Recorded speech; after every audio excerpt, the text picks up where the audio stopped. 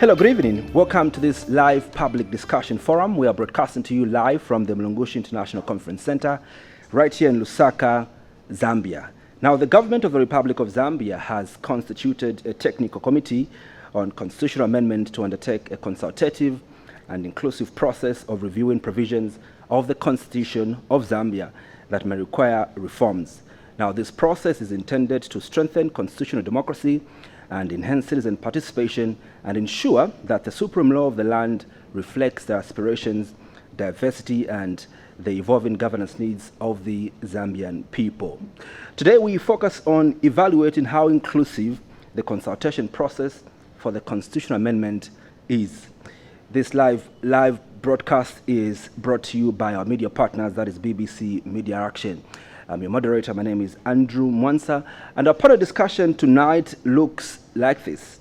We have from the NGOCC the Executive Director, Madam Anamela Mbewe. Big round of applause for her. We're also privileged this evening to be joined in by Chapter 1 Foundation Executive Director, Mr. Josiah Kalala. A big round of applause for him.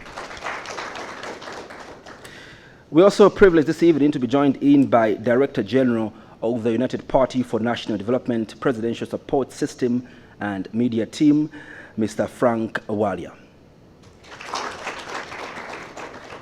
Ladies and gentlemen, we have 60 minutes of this live public discussion forum. 40 minutes is going to go to our panelists, where I'm going to ask the questions.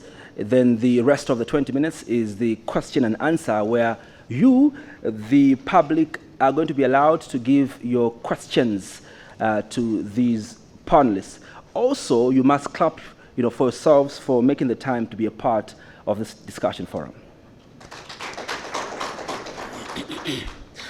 Let's get right into it, and I would love for us to start the program with the first question going to the Executive Director at NGOCC, Madam Anamela Mbewe. Your organization has decided to abandon the process of submissions to the constitutional making process.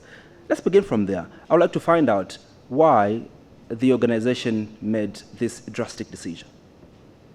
Thank you very much for that question. We've made this decision on a matter of principle, and the principle on which we've stood for many, many years.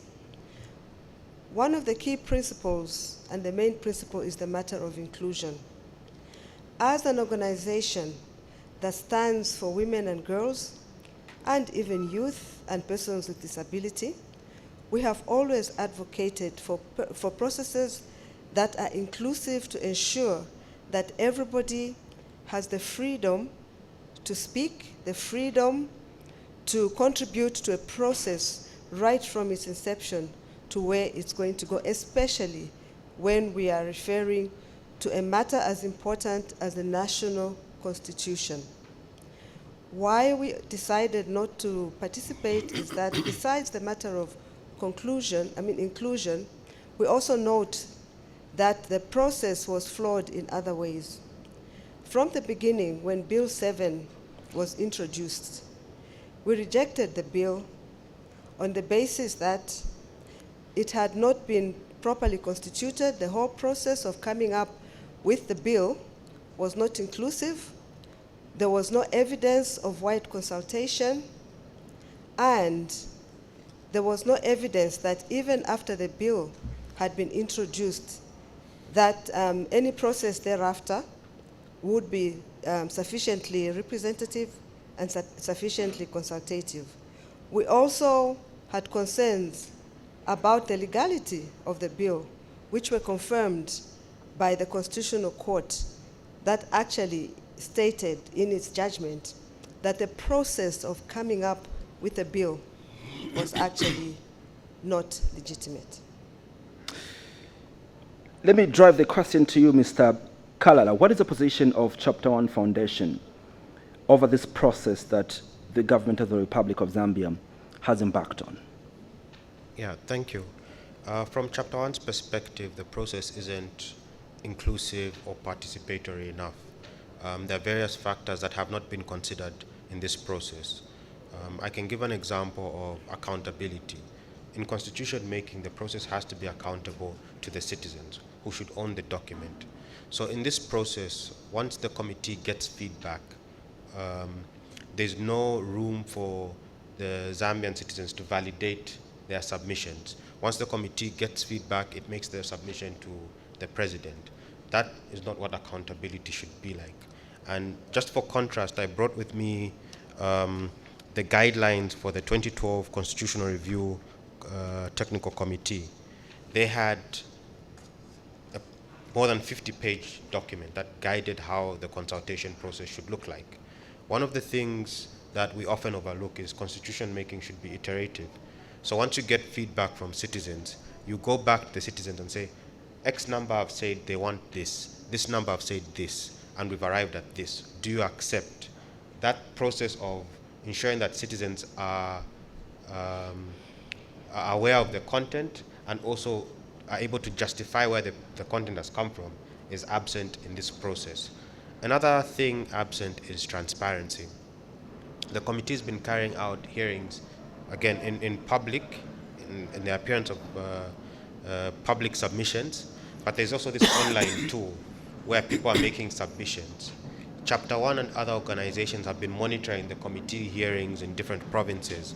And in some provinces, we've found, not far from where the committee is sitting, people are being offered 100 kwacha to go endorse submissions.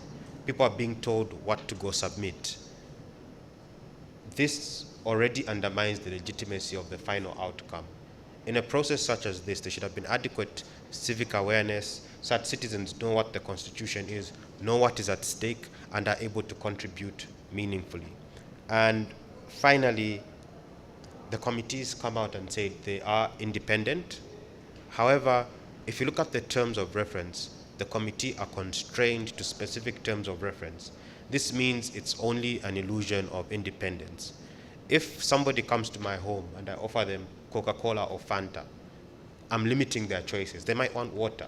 And that's what constitution making should be. It should be open to citizens to submit on what they think needs to be changed. Zambia has various governance challenges, a lot of them stemming from the constitutional architecture that need to be addressed. But limiting it to these narrow areas takes away the opportunity for Zambians to actively contribute to shaping the governance architecture in the country. Mr. Bwalya, you've heard what the civil society organizations have submitted over how they think this process is non-inclusive, how it lacks legitimacy to some extent.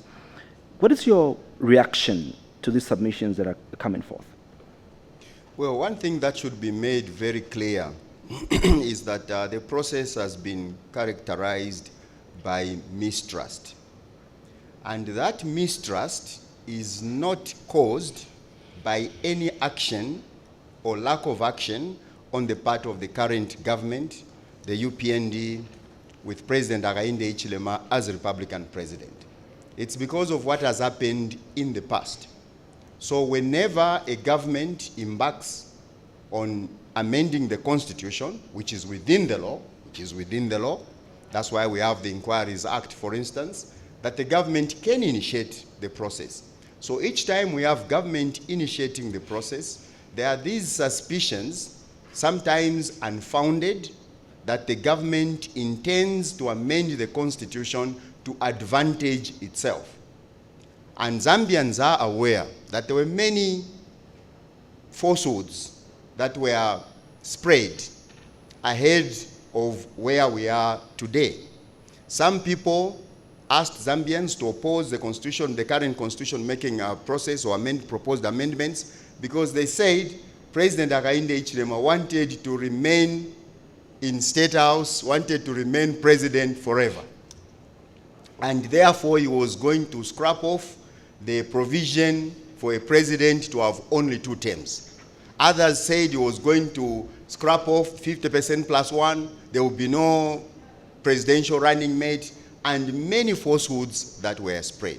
All these things, sometimes coming from people who should be credible in our society, has helped to fuel the suspicion. Now, why am I underscoring this point?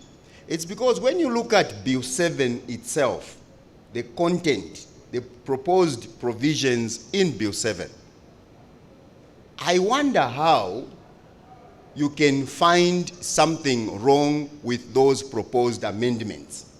I wonder. I'll give an example, just one example. In Bill 7, Zambians are being asked to look at the issue of, for instance, filing in fresh nominations when a candidate sponsored by a political party withdraws. We have agreed before the current constitution making process, we have agreed as a country that this is bad. It doesn't help. It can create a crisis. We have had examples given, the president has given examples, where instead of people agreeing with him, they've ended up mocking him, alerting the country about something that can potentially happen. That you have presidential candidates filing in nominations, 2 days before polling day, one withdraws, you need to have fresh nominations.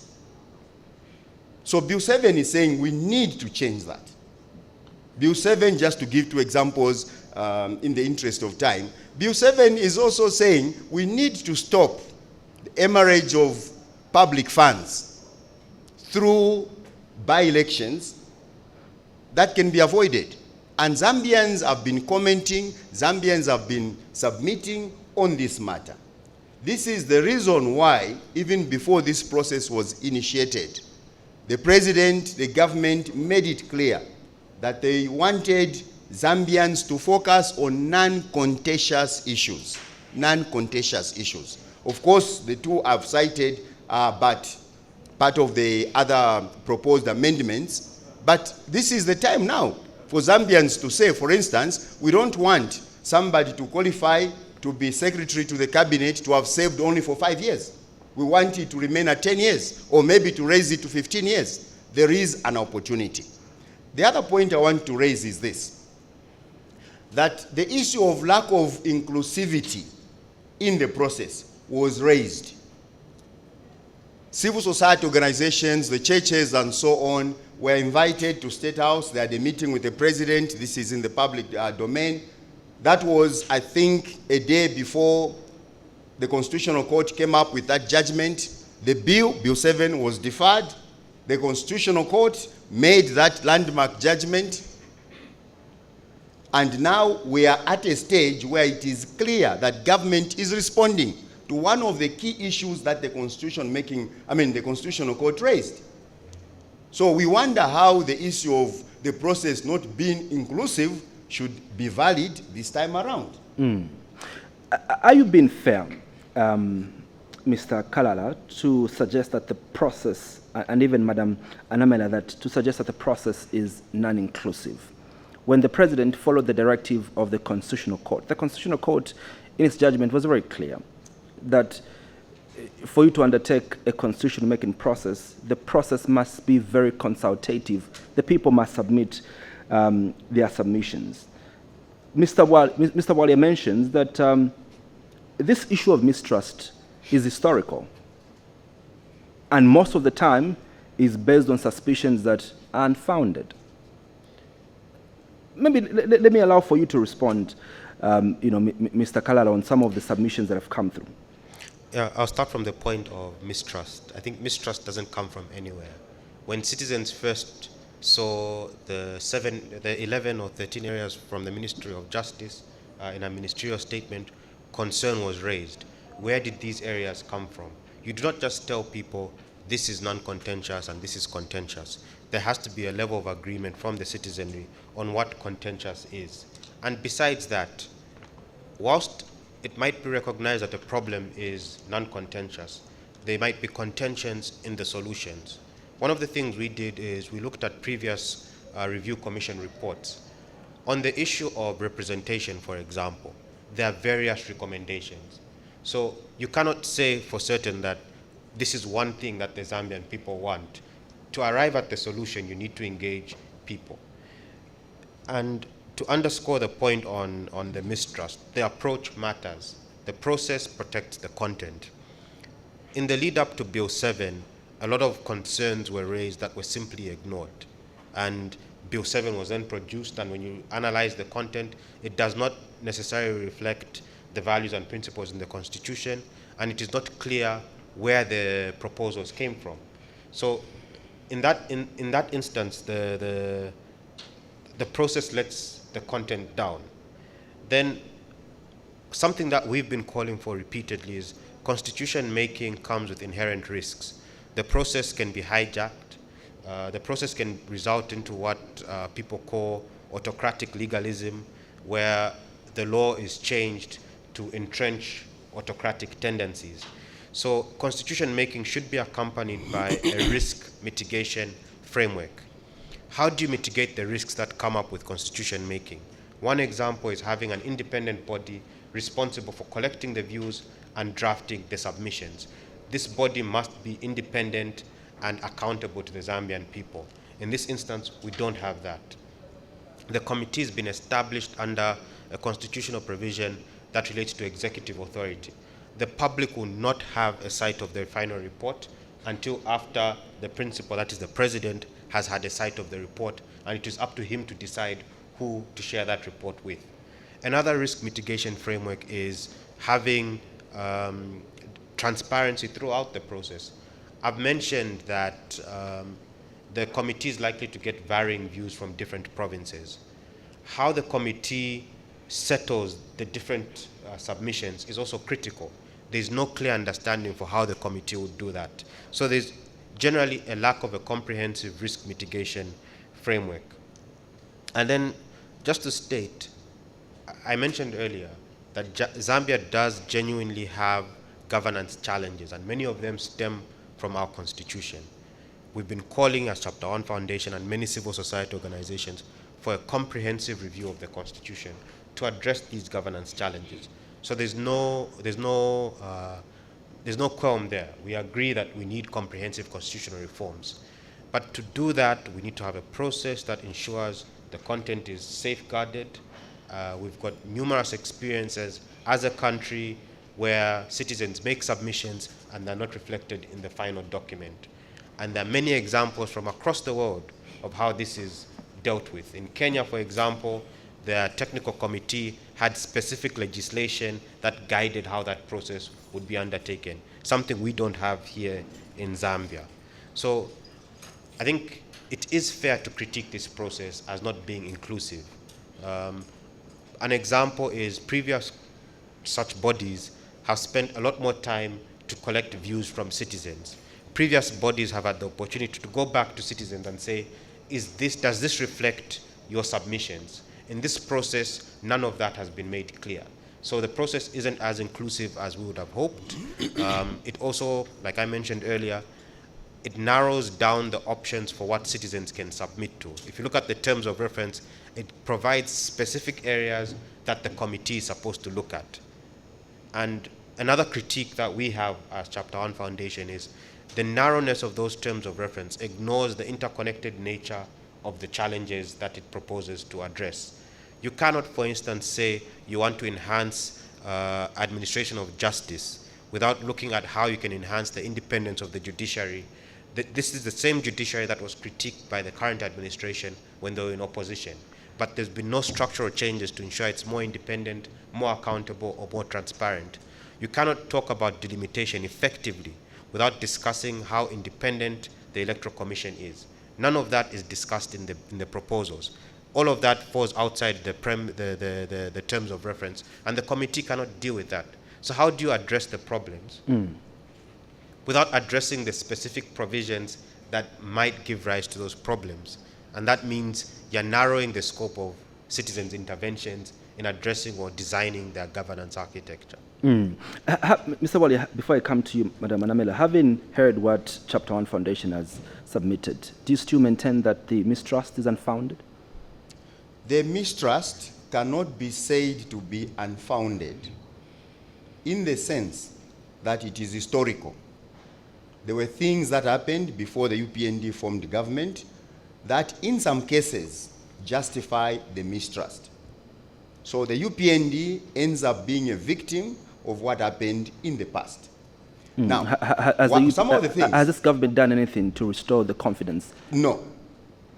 But because of continuity, the people look at the government not as a UPND government which is different from other governments, because government continues. The ruling party will change, but the government will continue. Now, it is up to the current administration, our administration, to demonstrate at the end of the day that it meant well. Then that mistrust will begin to change. For instance, again talking about Bill 7 and delimitation. One of the things that has made people mistrust or doubt the sincerity of the current government is this notion, which is a lie, that the UPND wants to use delimitation to win next year's election. Now, when you ask some of the people who are propagating these ideas to justify how, by cutting constituencies which are too big to enhance representation. I know that you're focusing on the content, but I want us first to exhaust, the process before we can come to, to the content. And as a matter of principle, coming to you, Madam Anamela, sometime in June, the President did invite civil society organizations to State House. Over 30 civil society organizations were invited to State House. You told the President what you wanted to see. The President heard you. In fact, like what Mr. Bwalya says, he even deferred the Bill 7. But also part of the discussions that you had was around the NGO bill.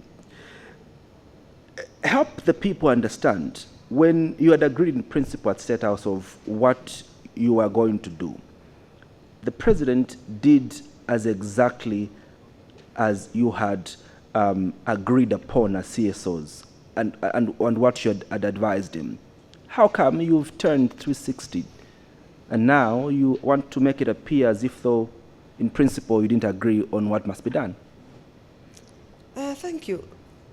We went to State House to present our thoughts on how we felt we could improve governance in this country in a number of areas, including, for example, inclusion in political party processes.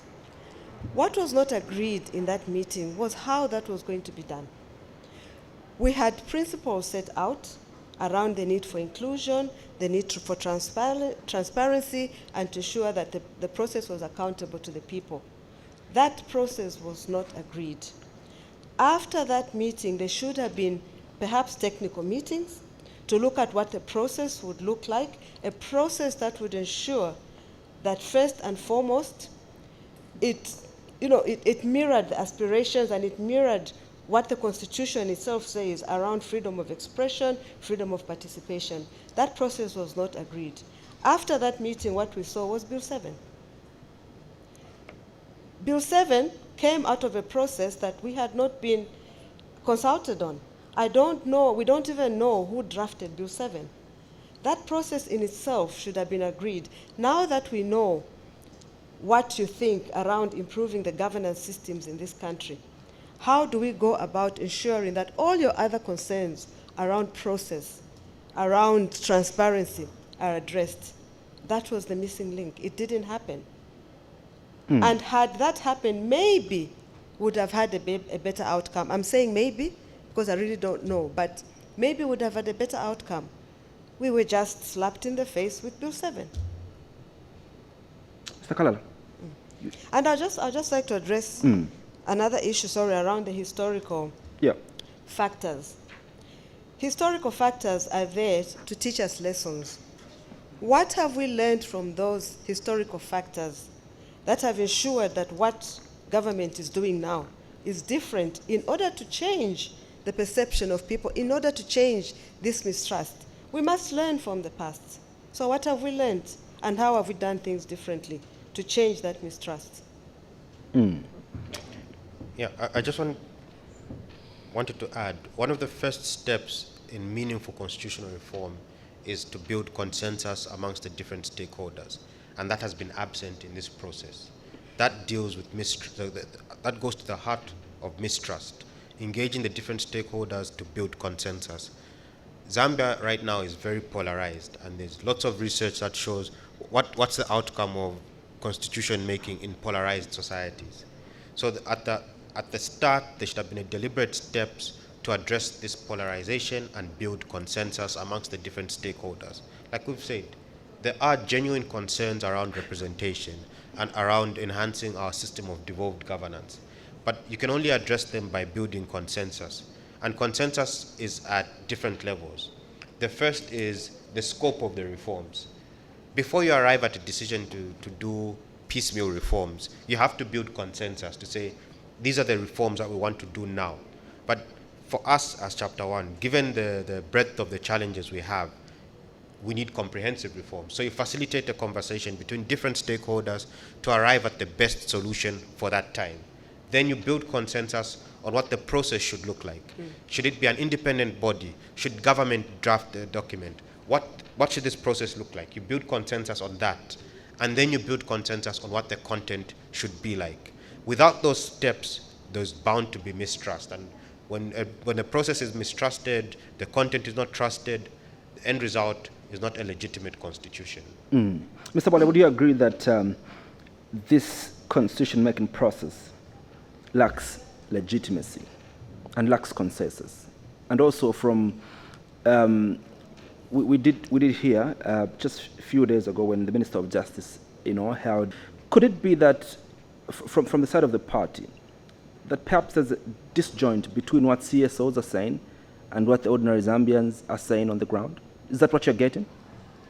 Where we stand today, we cannot say there is no consensus on the issues on the table, for instance, as captured by Bill 7. Because the country is discussing.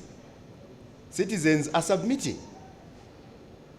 After the report is done, then we'll be able to know whether to what extent we have agreed as Zambians. But one thing which we have not forgotten was that, for instance, when the president came, and I was part of that entourage, when the president went to Kasama for May Day, yes, I think that was that Labor Day? I think Labor Day was in Massa. That should have been Women's Day. Women's Day. Women's Day, sorry. And we had NGOCC represented by Madam Beauty Katebe, and she spoke at that event. The way she spoke on the issues of inclusivity to ensure that we have meaningful participation of women, young people, people with disabilities, clearly showed that this is one of those matters over which Zambians have agreed. So there are a lot of things in Bill 10 where there is no question about consensus. We have agreed. Who cannot agree as a genuine Zambian that we stop by-elections, thereby stop this unnecessary wastage of money? The same money that we require to give more students meal allowances, to put medicines in hospitals, build more schools, employ more teachers. Who would say no to such a thing? Now, this point, again, underscores the fact that as human beings, there will always be vested interests. There will always be vested interests. Of course, a suspicion will be there. So even when the government means well, there will be sections of society that will try to mislead the people that whatever the government is trying to do is self-serving. That example, if you allow me to finish the example of delimitation, it's very illogical. It's not possible that by dividing constituencies that are big in an effort to improve representation, to improve equitable distribution of resources, a sitting government can benefit from such a situation and win an election. It's logically not possible. I'll give a practical example. Let's say, for instance, Kanyama is a stronghold of UPND, and Kanyama is cut into two. It doesn't increase. Do we know which constituencies have been cut so far? No, I'm just giving that as an example, a wild example. So if you cut Kanyama into two, because it has become very big, and that's what the Constitution says, that after every 10 years, ECZ needs to come up with a report. Review which constituencies have become too big in terms of geographic. The report which hasn't been made available, and I think the concern has been transparency. Even around delimitation, a report hasn't been made available on which constituencies have been cut. It's going to be slapped in people's faces and be a surprise that this constituency has been cut. But also on issues of by-elections that you mentioned, Mr. Bwalya, that Article 52 obviously, and what government is trying to do is to be able to ensure that we don't wastefully spend resources, especially for candidates that resign. That in itself, don't you think it undermines democracy by stopping elections? That in itself undermines democracy. Just come again. What's the question on that one? The question is, we're trying to deal with Article 52, where a candidate resigns, yes, but we must proceed with the election. All right, a candidate that is sponsored by a political party resigns. The proposal is, what was in Bill 7, is that we must proceed still with the elections. My question is that, don't you think that in itself that undermines democracy?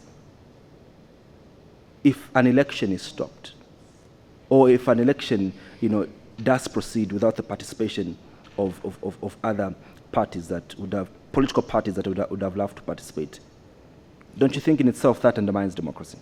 In this case, we have to look at the lesser evil.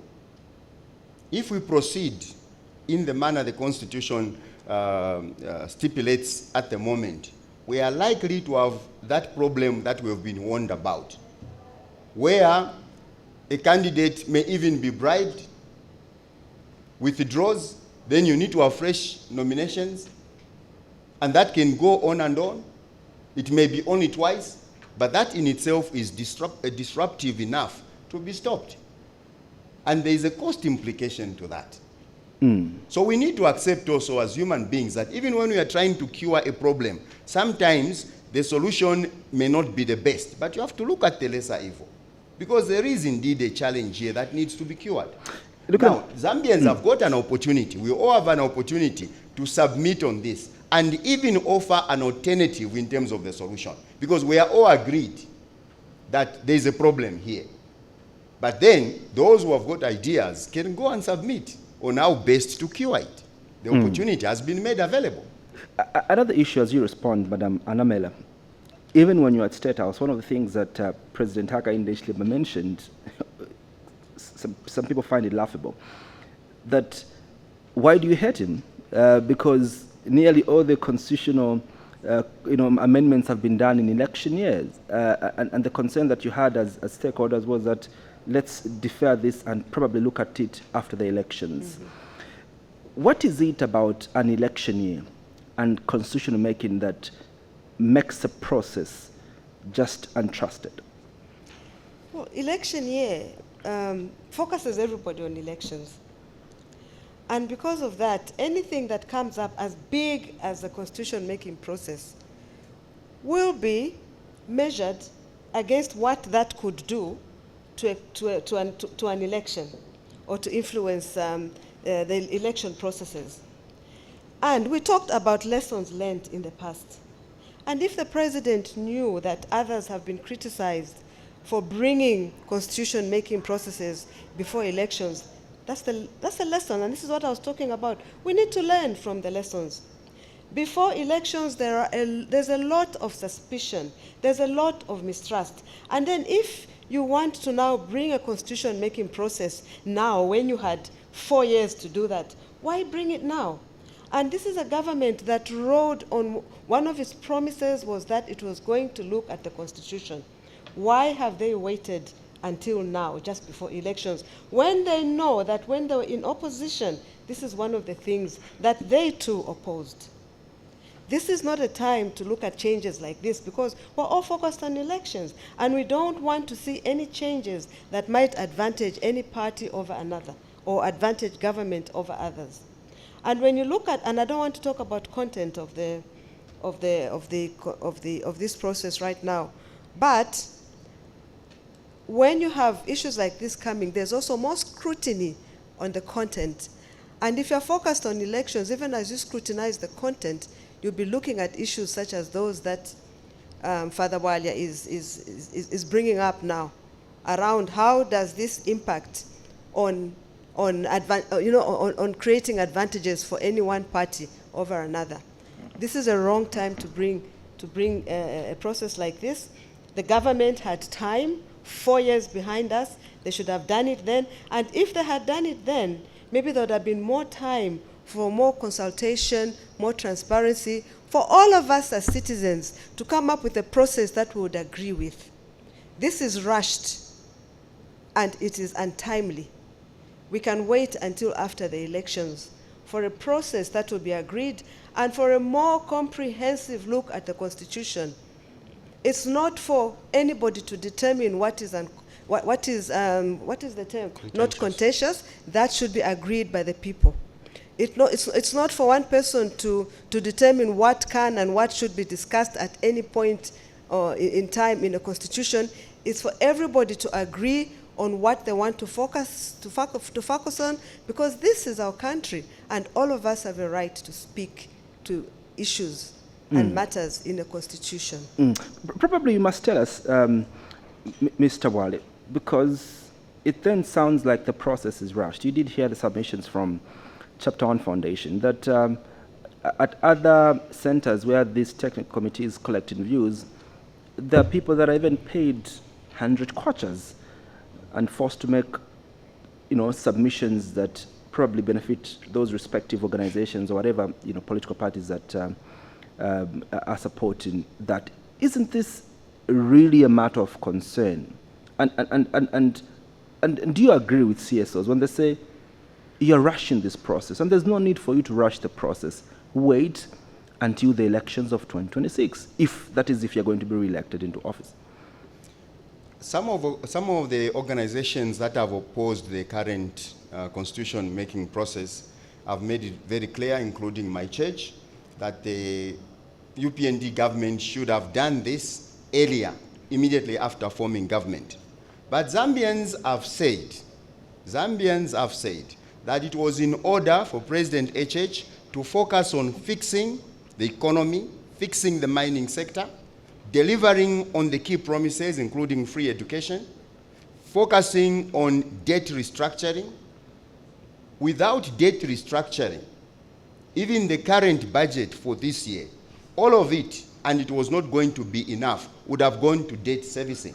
So where was the money going to come from even to deal with these constitutional issues in the absence of dealing with those key issues? The flagship promise or campaign promise of the UPND was to improve the lives of the people. And therefore, the UPND should not be condemned for having prioritized fixing the economy, improving the lives of the people, and decided to deal with the constitution much later. Not because it wasn't important, but because there were also other competing issues that needed to be looked at. So those who are saying that if the UPND had brought Bill 7 in 2022, they would have supported it. The only reason they are not supporting it is because it has been brought now. It's even more urgent that it should be done now, especially that most of those proposals have something to do with the election. Stopping by elections, for instance, in the interest of the Zambian people. In the interest of the Zambian people. Delimitation is in the interest of the Zambian people, which will, among other things, ensure equitable distribution of the national cake. Where did the Zambian people say that they want those to be done before the elections? Come again? Where did the Zambian people, because the proposals came from government.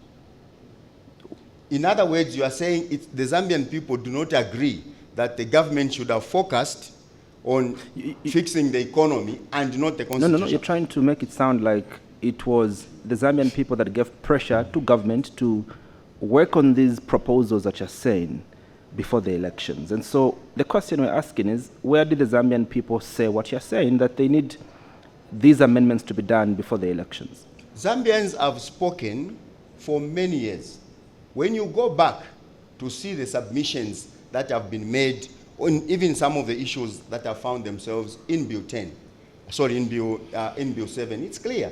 That's why I quoted, for instance, the submission, it was an open submission by NGOCC, about the need for more representation, equitable representation of women, of youth, and people with disabilities. This is something that we as a country have been talking about. And what is important, just more point, what is important is that the paradox here is that if these issues were brought earlier, it would have been okay. They have been rushed, they have been brought at the last minute. How does something become a bad thing because it has been brought at the last minute when the problem it's supposed to cure is still existing? May I respond to that before my Please, colleague please comes go in? and respond. I think I was categorical in saying if this issue had been brought earlier, had been transparent on agreed principles by the Zambian people on process and content, it would have been okay. I did not say if they had just been brought earlier.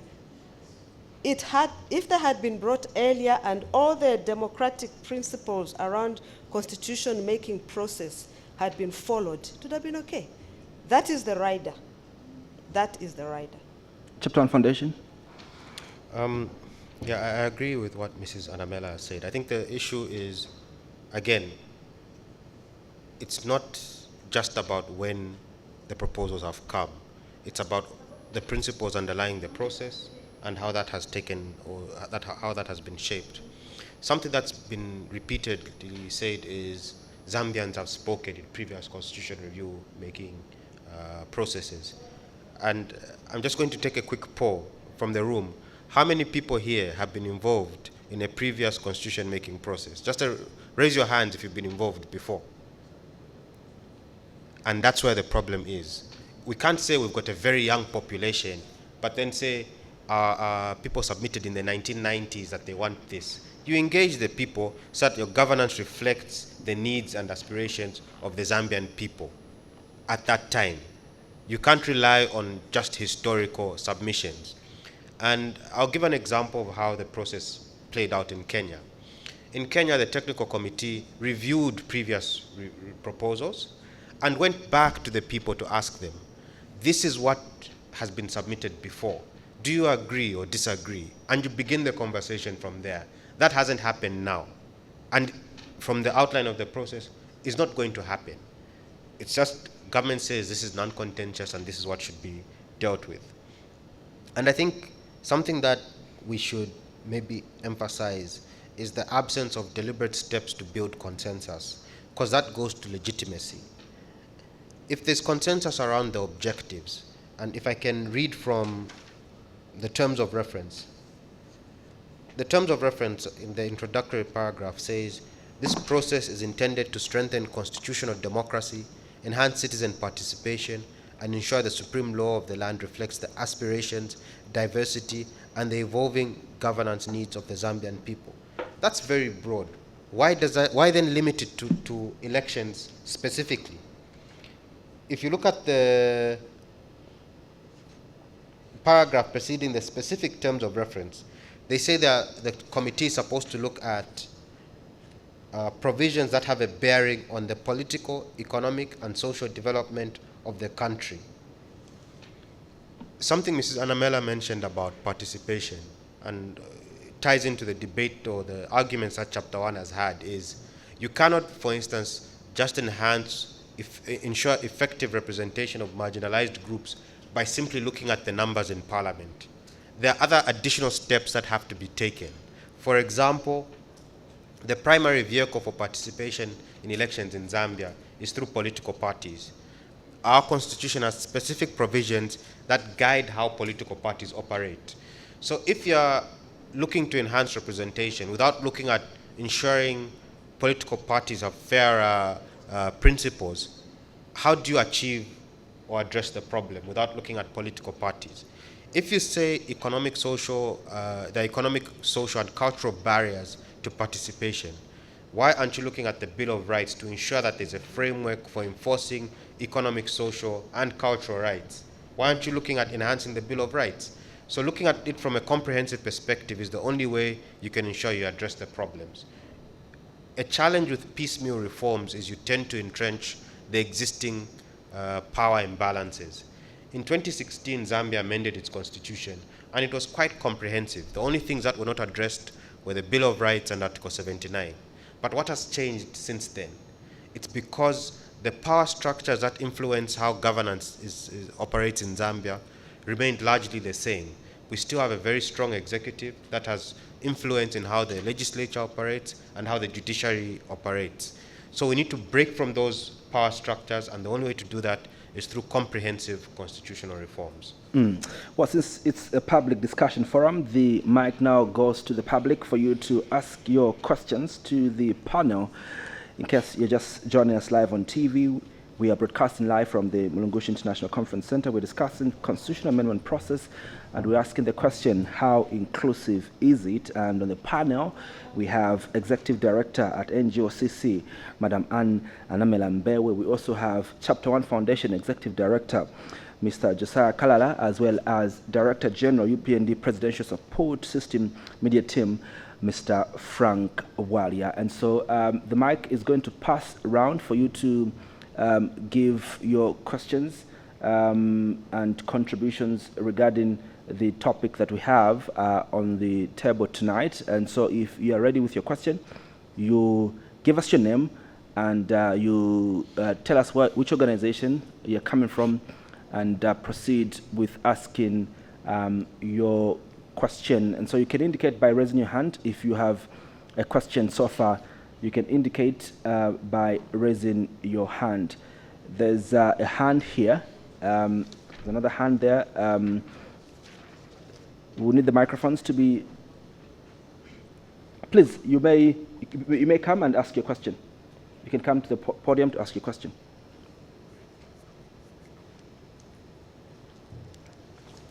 Right. Thank you. Greetings to everyone. And my name is Samuel Kadiongo, coming from the National Institute of Public Administration, a law student. My question goes to the CEO, Chapter 1 Foundation, Mr. Kalala, sir. Can it be said that given that the proposals were brought in without the legitimate process, can it also be said that the provisions in the bill do not speak to the best interest of the people of the Republic of Zambia? And also, should I proceed to ask the second question? When you have allowed one to ask one questions. Right, thank you so much. Okay.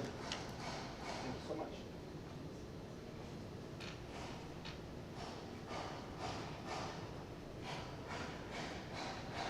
much. Good morning, everyone.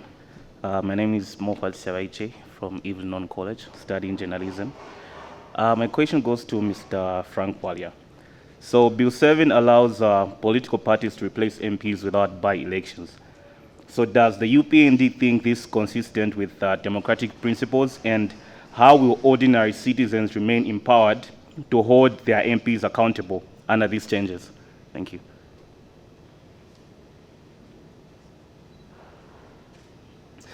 All right, so I'll allow you to answer those first two questions so that others could quickly ask. And if possible, you could be brief so that we could accommodate as many questions as possible. I'll be quick and say, again, I think it is legitimate to say the contents in Bill 7 don't reflect the aspirations of the Zambian people. And this is for a number of reasons, which hopefully maybe questions will come up about content, where we can explain how some of the content is inimical to the interests of the Zambian people. But I'll give a quick example, if I'm allowed. Take, for instance, the argument that delimitation should result in equitable distribution of resources by CDF. The Constitution does not state anywhere that constituencies should get an equal sum. It doesn't state anywhere. In addition, just after the clause on the Constituency Development Fund, there's a provision on an equalization fund. The equalization fund is specifically created to ensure constituencies get equitable resources.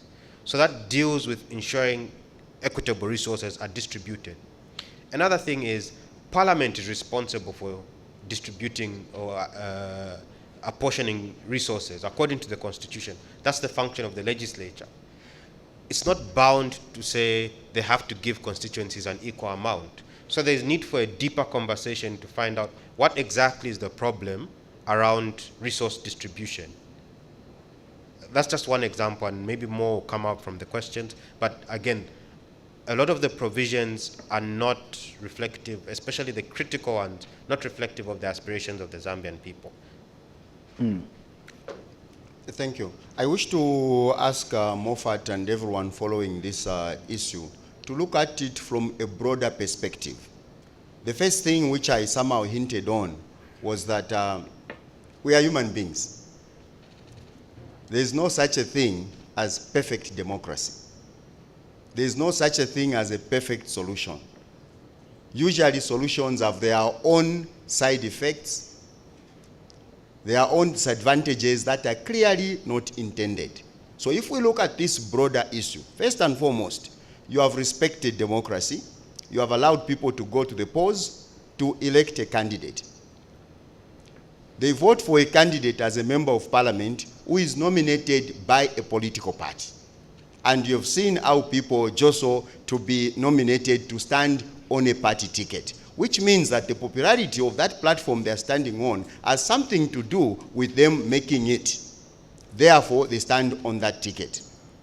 Now, we have a situation as a country where if such a member of parliament, not dying, if such a member of parliament resigns, sometimes for flimsy reasons, then you need to go back and have a by-election.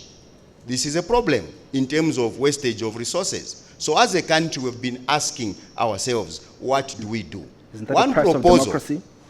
Yes, one proposal is that since this seat was won on a party ticket, why doesn't that political party replace that candidate who was resigned? And in other countries, these things are done. But if you have a better solution to deal with this, apart from going for a by-election, this is the time to bring those solutions through submitting.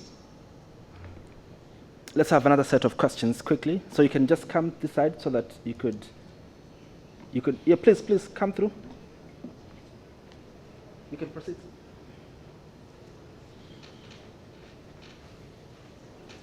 Greetings, my name is Ian Mbewe, coming from the National Institute of Public Administration. And my question goes to Mr. Bwalya. He has stressed on the content of Bill 7, stating that there should be an increase of constituencies from 156 to 211. Are you sure you are quoting me accurately? To allow, that is from the Bill 7. So there is an increase of constituencies from 156 to 211. Now, there is also a proposal to say that there should be an inclusion of women, youth, and also people with disabilities. A proposal that is coming from the Bill 7 is that there should be not more than 20 women, and also not more than 11 youth, and not more than 3 people with disabilities. Now, with that increase in the number, do you think that is enough representation for the women, the youth, and also people with disabilities? And also looking at the fact that Zambia now, at the moment, is working on other sectors like energy and also debt restructuring. Do you think constitutional amendment is a matter of agency? I submit.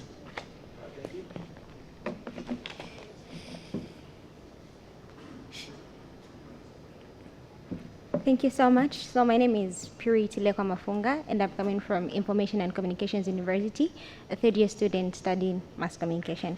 So my question goes to Mr. Bwalya. So he said the process has been characterized by mistrust. This is because of what happened in the past. But my question is, what has government and cooperating partners done so that citizens can actually trust the entire process? Just like Mr. Kalala earlier stated to say, Kenyan government gave strict guidelines on how constitutional amendment goes in and about. Why can government do the same? Then my other question is, you said... One question per person? Yeah. So my other question is that you said... All right, thank you. Since 2 of them are directed to Mr. Bwalya, anyone with to Madam Anamela? Okay, please, you can respond to those. The first question by Mbewe seems to be indicating, I may be wrong, but seems to be indicating that the numbers that are proposed for participation of women 2013 and 3 may not be enough. Now, if these numbers are not enough, then this proposal should be applauded because it is something.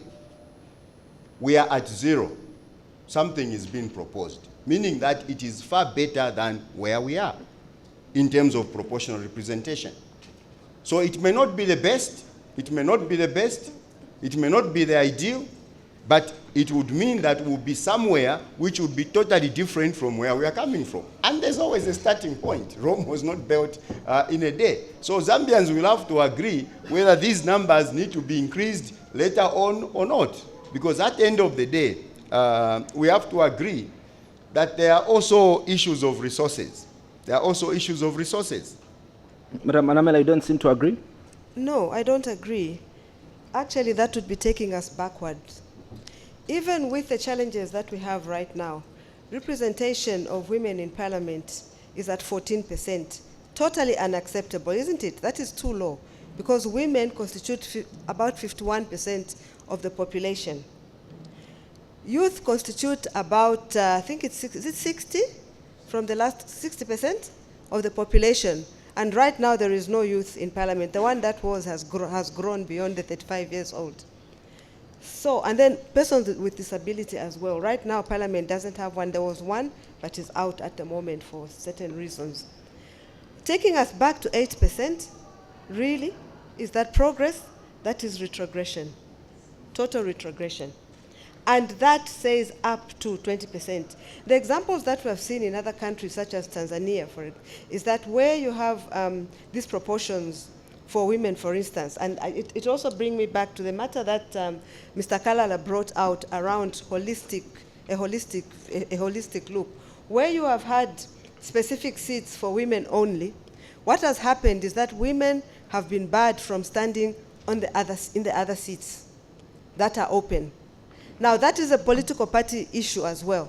This is why it's important to look at the connectivity of the Constitution as we want to get to a result. But this proposal right now is totally retrogressive and totally inadequate. And it's actually tokenistic. That's what I would call it. Interesting. Please, you can come through and ask your questions. And the lady? The one.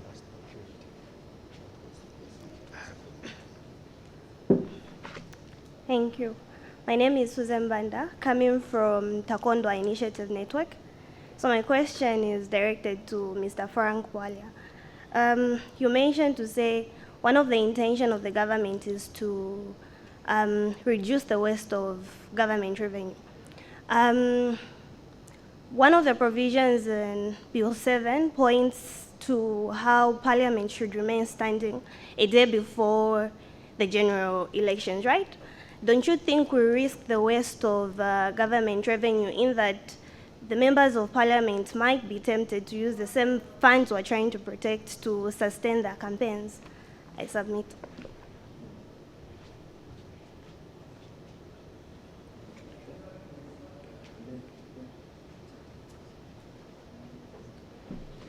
All right, thank you. My name is Charles Piri, representing the good people of Munali constituency. So earlier you talked about mistrust of information, and looking at it and looking at history, this has been like there even the times of KK, like way back.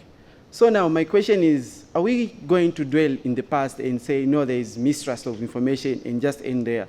Or are we going to do something about it? Because most of the time actually the governments, I'm not being specific to say the UPND government, but even the previous government, they've been giving this as an excuse to say there is mistrust of information amongst the Zambian people.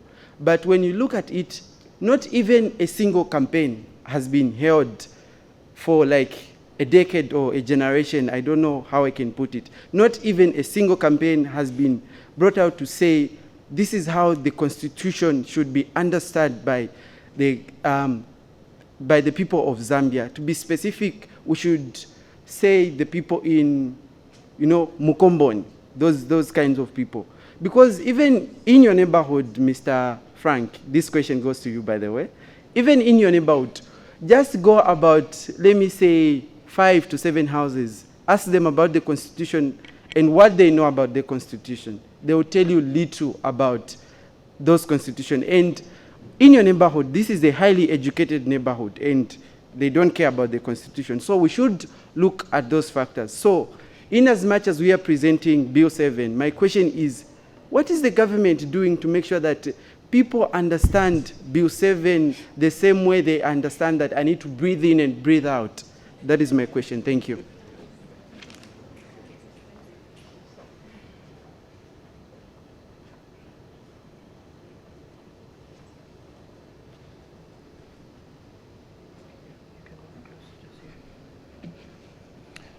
Good morning, everyone. Ngoma Jeff is my name, Executive Director for Citizens for Democratic Governance, an NGO premised on the principles of inclusive democratic governance. My question, I think, goes to all the panelists. You know, there is a maxim that goes, you cannot claim to speak for people you don't even speak to. And it's in line with what my immediate past brother just posed as a question or concern.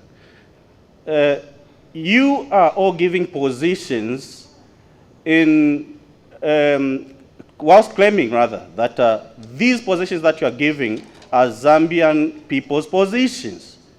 Yet when you go to the ground, the reality is different. They don't remember the last time they saw you, other than seeing you on TVs and such fora.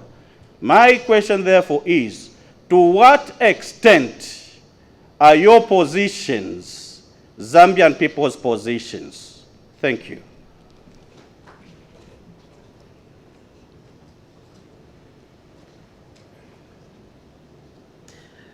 That's a very interesting question. And I'd love for us to start with you, Mr. Kalala. From that last question, all of you on the panel, you claim that you're speaking for the Zambian people. But which Zambian people are you speaking for? Have you consulted that they don't want this constitution, they don't want this process? Probably help us understand which Zambians you are representing when you say the Zambians have spoken and they don't want this process. Yeah, it is a very good question. So after 2021, Chapter 1 has been undertaking advocacy for comprehensive constitutional reforms. And since then, the team at Chapter 1 has traveled to every province, engaged civil society, engaged human rights defenders around constitutional reforms. Even as we speak, to mirror the consultative process that the technical committee is undergoing, a team from Chapter 1 Foundation has been going around to each province and engaging civic leaders, civil society, and human rights defenders around constitutional reforms. So when we talk about what or who we've engaged, we talk about the voices we heard from that process. But beyond that, some of the objections that we've come up with are premised from our niche as an organization. We undertake legal advocacy. So if you look at the Constitution, it says you cannot amend the Constitution, or you should exercise legislative authority in a manner that protects the Constitution and enhances democratic governance. Our expertise is in those specific areas. We ask the government, how does this proposal enhance democratic governance? How does this proposal enhance, protect the Constitution? The Constitution has national values and principles, which means it's a value-based Constitution. We ask the government, how are these values of good governance, constitutionalism, democracy reflected in this process and the content? So in terms of who we engage, we've traveled around the country. I can even say in many ways we've met more people than the technical committee is meeting, and collected their views and engaged them around constitutional reforms. And that was with the hope of convincing the government to undertake comprehensive constitutional reforms. That's one perspective. And the other is from the Constitution itself. In our quest to defend the Constitution, we look at what the Constitution provides and do advocacy around what is in the Constitution. And I'll allow you to even give your concluding remarks. Beyond just amending the Constitution, we know that it has to be done right. The process protects the content. even before we begin discussing and debating the content, let's ensure that we're agreed on what the process should look like, and then discuss and agree on the extent of the content, and ensure that the content reflects the will and aspirations of the Zambian people. The reason why we keep, again, we've engaged our stakeholders, but government stakeholders are much broader than Chapter 1 Foundation stakeholders. The government owes it to the Zambian people to go out and educate them on what constitutional reform is about, what the Constitution is about, ensure that there's enough civic awareness so that when people are asked to make contributions or submissions, they know exactly what they are submitting to. So the Zambian government owes it to the Zambian people to engage them meaningfully, and that should be underlined. The engagement has to be meaningful and not tokenistic. You cannot go to a province and spend 3 days and say you've engaged everyone. It has to be meaningful consultation that comes off a meaningful civic awareness campaign. Mr. Bwalya. Concerning the question that was asked about members of parliament remaining in office and thereby the country risking abuse of resources to go to campaigns and so on, I think we need to relook at what is being proposed, because as we all know, Parliament is supposed to be dissolved. So when that happens, it's clear in our Constitution that a member of Parliament ceases to be a member of Parliament. And that is supposed to happen three months, if I'm not mistaken, 3 months before the election. So that question does not arise. However, the concern has been, and this is what we are trying to cure as a people, the concern has been on the issue of ministers, so that it is properly aligned and that the Constitution should speak in a clear language. As you all know, the current language in the Constitution was misinterpreted, and our late president encouraged members of the cabinet to remain in office because that was his interpretation at that time. The UPND, I think Chapter 1 Foundation was part of that legal battle, went to court, and it was found that the interpretation was wrong, which led to all cabinet ministers who accrued allowances having to refund the money. So as a matter of fact, what Bill 7, those specific proposals relating to that issue are trying to do is to cure this problem. Some have called it a lacuna where the language is not clear and therefore subject to misinterpretation such as we saw in the past. Can I now conclude? Please. Yes. I wish to conclude on this point, that these allegations that some specific organizations and individuals have witnessed or seen people being given 100 kwachas to go and report and so on. A responsible citizen who does that, who sees that, goes to the police to report, so that the matter is adequately investigated, and if there is some criminal activity, some wrongdoing, that the needful is done. What we think as UPND is that some NGOs are not happy to see that the people are overwhelmingly responding to go and submit. And therefore, they are trying to undermine the process by coming up with this allegation that people are being given money to go and submit. If this were true, they should bring evidence so that the responsible political party or political players can be arrested and brought to book. But it should be made very, very clear that there is nothing wrong with the UPND encouraging its members to go and submit. Similarly, there is nothing wrong about NGC, any other political party encouraging their members to go and submit. The churches that are submitting are encouraging their people to go and submit. There is nothing wrong about that. But if people are being given money to go and say this, then we need the police to come in, and those who have witnessed that wrongdoing should be responsible enough to report. Madam Anamela? Thank you. Mr. Ngoma, the issue that you raised on representation is a very, very critical one. NGOCC is a membership-based organization. Currently, we have 118 member organizations as our members across all 10 provinces of Zambia. These are NGOs, community-based organizations, as well as faith-based organizations. When you hear of organizations like YWCA, National Women's Lobby, all those are members of NGOCC, and there are many, many, right down to the grassroots. So we focus on gender equity and equality and ensuring that we uplift the standard of living of women and girls through the work that we do with all these 118 member organizations. Before we come up with a position on any national issue, we call our membership. We have meetings. We discuss these things. We look at the pros, we look at the cons, we look at the law. We even bring legal minds like Josiah to talk to us, or other even international legal minds as well. And it is based on those informed perspectives that we make decisions as a big organization with 118 member organizations and come up with public statements. And among these members, we have young women. We have an organization just for young people. There is the Zambia National Association of Women with Disability. So we're very representative. We have the legal minds, we have the health minds, we have those climate change. So it's very, very representative and very vast, both in scope, in terms of thematic areas, and in geographical coverage.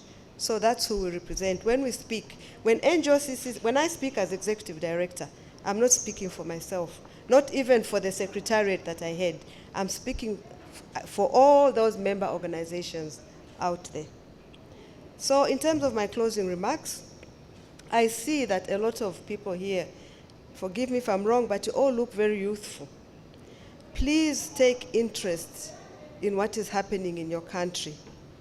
Understand your constitution, understand your rights, understand how you can contribute to the democratic principles of this country. And after you've understood that, please participate.